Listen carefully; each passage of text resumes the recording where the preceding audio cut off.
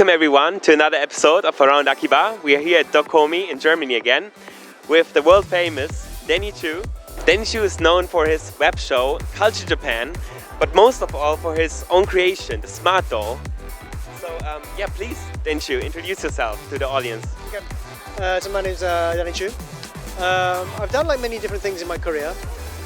So at one point I would say I'm a blogger or like I'm a TV host.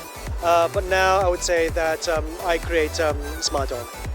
A lot of people followed your online path for a long time. So when did your passion to Japanese pop culture or to Japan start, and when did you decide to move to Japan? This started like a long time ago when I was first playing the Sega Mega Drive. The Sega Mega Drive started everything. I wanted to find out more about games. And then I discovered like Japanese drama, anime, manga, and so on and so on. And then that got me interested in the idea of living and working in Japan. So you were really into video games back in the days? I mean, I still do like video games. I think it's important to like make a balance of like studying and playing games. But games are, especially retro games. So now that we talk about games, would you say that the gaming industry has changed since you first started with gaming and until now? I think that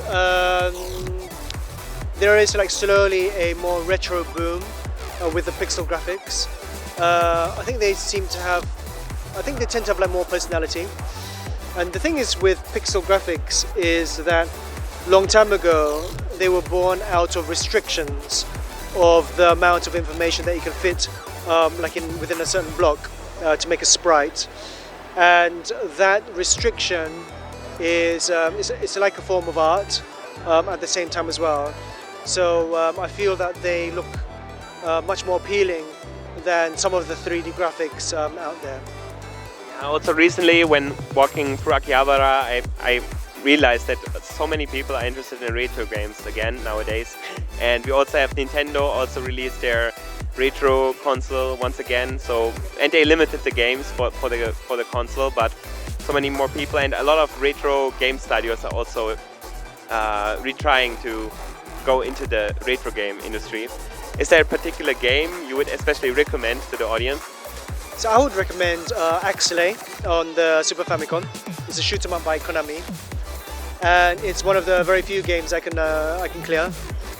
And I remember when I play Axelay, because it's like a bullet hell game. It's not that many bullets.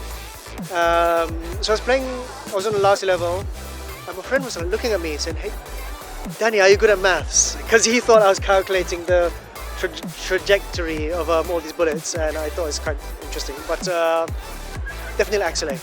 So let's talk a bit about Japanese pop culture.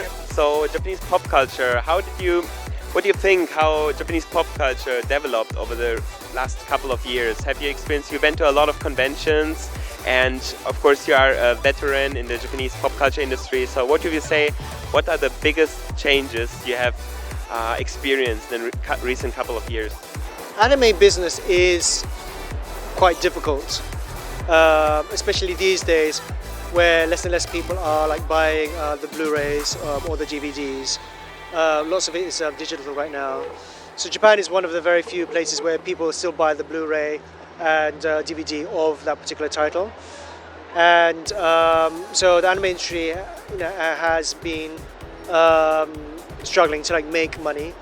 So one of the reasons why there is so much anime that is produced by a publisher is because they don't really know what's going to be a hit.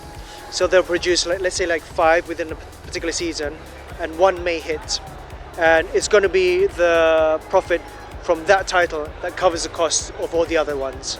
So that's one of the reasons why there's like so much anime these days. I think that, but because there's so much anime these days, some of the quality can be quite questionable. And lots of them, they don't really last in memory. But if you take some of the older titles, like Cowboy Bebop, for example, they become classics, which people still love, like today. And so there's not many classics which are made in like late, basically. But when there is one classic, regardless of whether it's made by let's say Kodansha or Kadokawa, it really helps boost the whole anime industry. So let's say, for example, let's say Sword Art Online.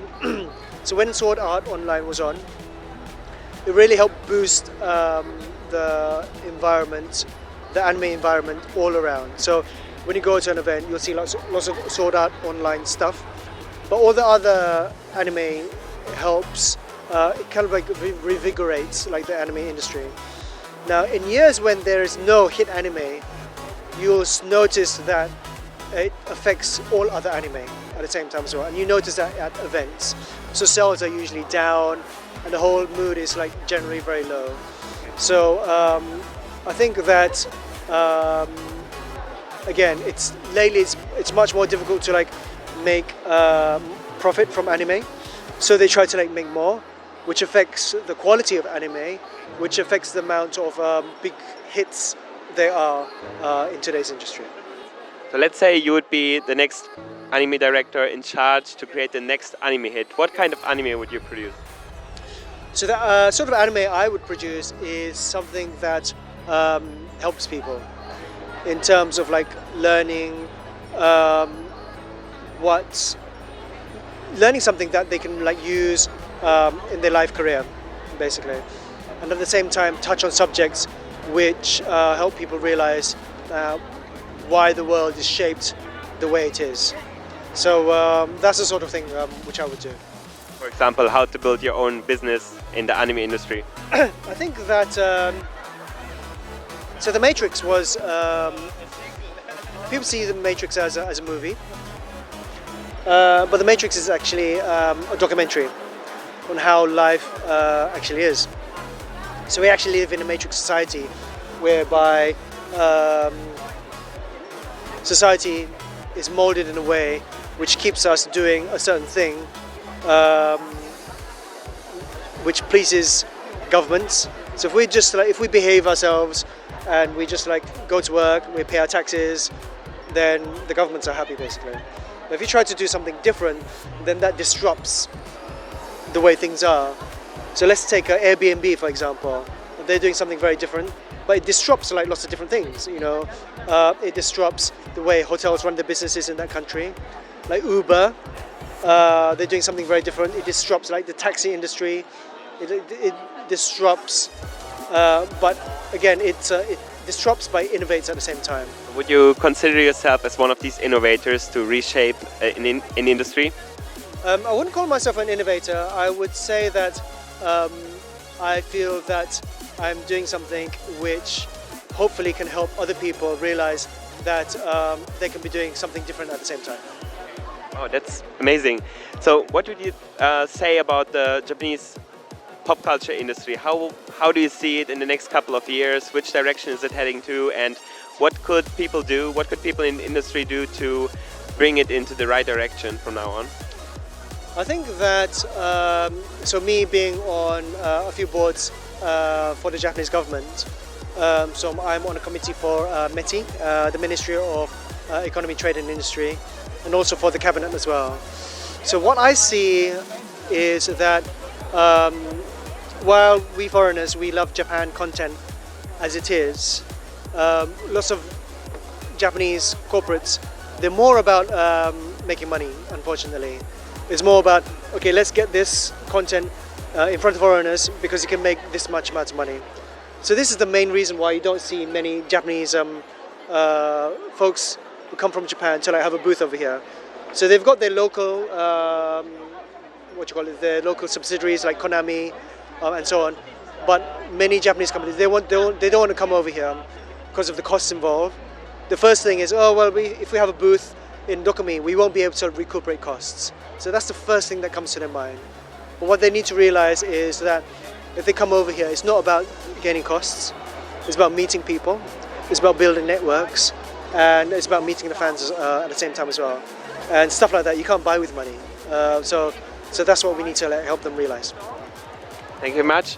Any recent business developments? Any new releases? Anything you would like to introduce about the Smartdoll? So Smartdoll is very expensive, and this is made through. It's all made in Japan, And I could make this in China for like a third of the cost. There's nothing wrong with stuff made in China. My iPhone is made in China. My Mac is made in China. My grandparents are made in China. There's nothing wrong with it at all. But I prefer to make Smartdoll in Japan and let people know what sort of great products can be made in Japan. And but having said that, it's still very expensive. I've come up with a new way to like make Smartdoll. It's called injection molding. That will enable us to like make Smartdoll for cheaper, which means we can like give those savings back to the consumer, and so that they can have it for cheaper as well. So it may not be half the price, but nearly half the price, which means more people can enjoy this product. And that should be out sometime this year. Thank you very much for the interview. It was great having you. And yeah, thank you very much and see you next time around Akiba.